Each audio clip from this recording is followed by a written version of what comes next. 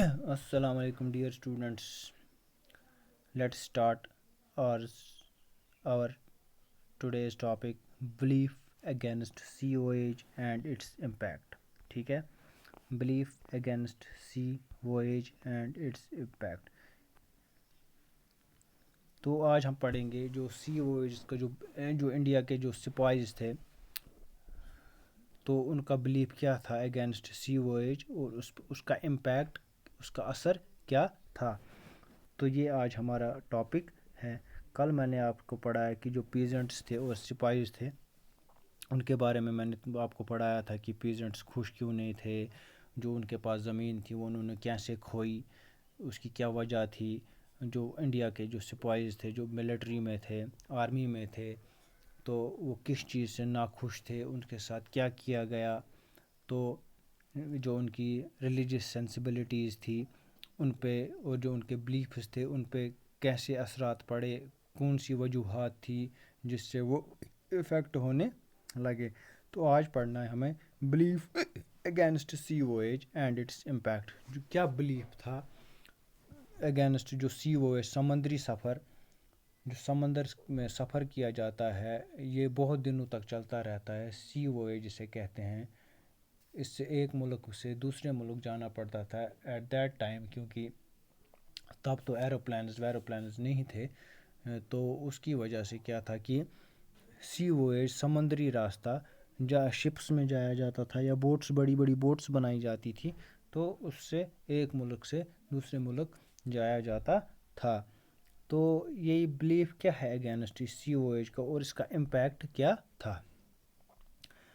The Hindus believed that crossing the sea would mean they would lose their religion and caste. Hindus کا ایک belief یہ بھی تھا اگر وہ سمندری سفر کرتے ہیں تو اس کی وجہ سے جو ان کا ریلیجن ہے اور جو ان کی کاسٹ ہے وہ کھو دیں گے. کیسے کھو دیں گے؟ In 1824, when the Sepoys were told to go to Burma by the sea route, they refused to follow the order. پہلے ہی بولا گیا کہ جو بھی بلیفز تھے ہندوز وہ بلیو کرتے تھے, وہ بھروسہ کرتے تھے, ان کو یہ بلیف تھا کہ اگر وہ COH کریں گے تو اس کی وجہ سے جو ان کا ریلیجس تھا یا ان کی کاسٹ تھی وہ کھو دیں گے. تو 1824 میں جب سپاہیوں کو بولا گیا کہ آپ لوگوں نے برما جانا ہے through sea route, they refuse to follow the order.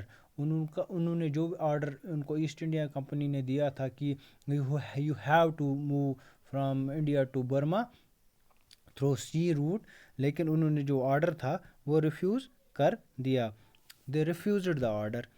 تو اس کے ریفیوزل کی وجہ کیا تھی؟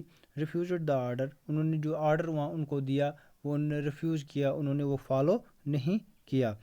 However, they agreed to go by land route. لیکن انہوں نے یہ ایگری کیا کہ وہ سمندری راستے کے بجائے زمینی راستہ اختیار کریں گے برما جانے کے لیے. For this, the sepoys were severely punished. جو انہوں نے جو آرڈر فالو نہیں کیا کہ وہ تھرو سی روٹ برما جائیں, تو انہوں نے وہ ریجیکٹ کیا, انہوں نے آرڈر ڈینائی کیا. تو اس کے بعد انہوں نے بولا کہ ہم they are willing to go Burma but they wanted to go through the land route. تو اس کے لیے جب انہوں نے آرڈر فالو نہیں کیا تو ان کی وجہ سے اس کی آرڈر فالو نہ کرنے کے لیے ان کو بہت ہی زیادہ بڑی سزا دے دی گئی.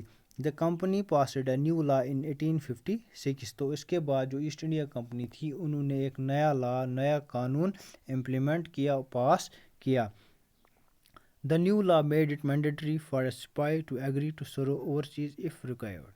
اس نئے لا میں جو نیا قانون ایسٹ انڈیا کمپنی نے بنایا 1856 میں, اکارڈنگ ٹو دس لا یہ مینڈیٹری ہوتا تھا ہر ایک سپاہی کے لیے کہ اس کو اوورسیز سفر کرنا ہے جب بھی ان کی ضرورت پڑے گی.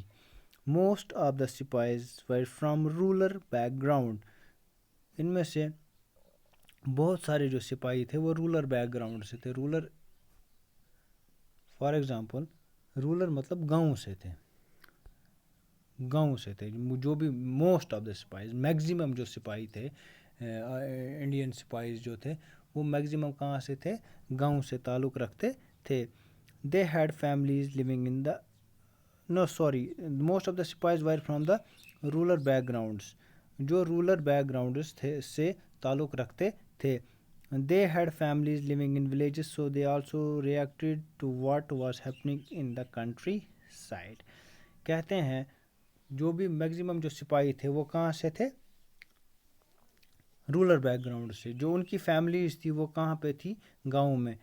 تو اس کی وجہ سے so they also reacted to what was happening in the countryside. تو انہوں نے اکارڈنگلی ریئیکٹ کیا جو کنٹری میں ہوتا تھا یا کنٹری سائڈ میں ہوتا تھا، تو انہوں نے اسی کے اکارڈنگلی وہاں پہ وہ ریئیکٹ کیا.